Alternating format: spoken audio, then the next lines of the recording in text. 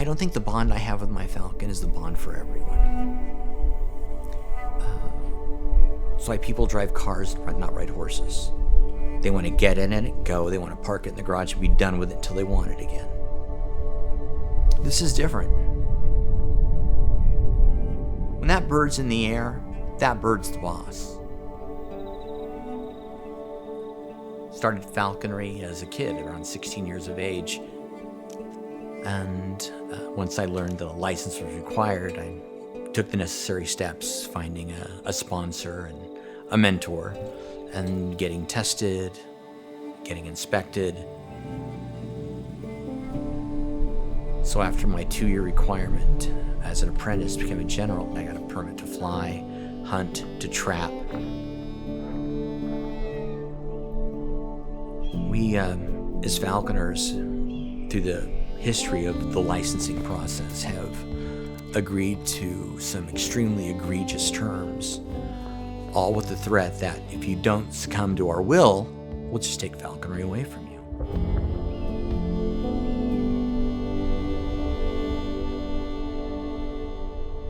And I challenged him. I literally said, I double dog dare you, and handed them every regulation and said, point to the statute that gives you the authority to do this. They can't. And they said they couldn't. And there's just no such thing that allows an armed law enforcement officer into your home. No one gets to do this. NSA doesn't get to do it. A suspected terrorist gets a warrant. I'm treated no differently than a common felon on parole.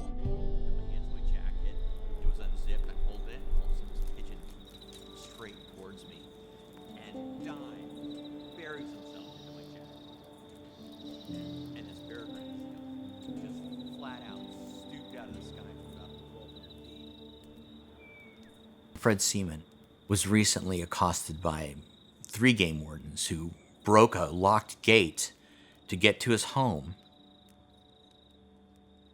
the day before he had scheduled an inspection. Avenues, because we have this unique, what's called inspection authority. They came to his door. They demanded he step outside. They kept him there for something like 45 minutes. It's all on video. In his underwear. And Fred suffers from PTSD.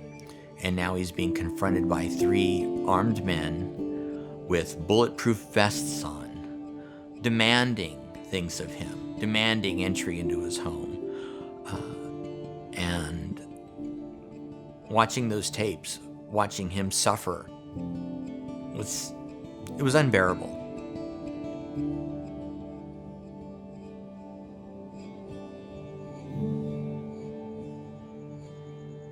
So they might come after falconers first, and maybe fishermen later, and maybe hunters after that. And that's what's happening.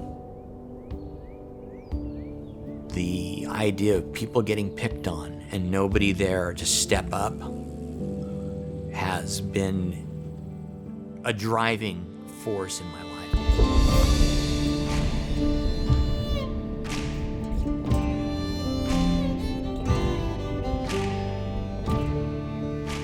When does a state become better by allowing the violation of our Constitution? The basic, most tenet right that we have is to be safe in our own homes. That's almost every one of our freedoms is based on.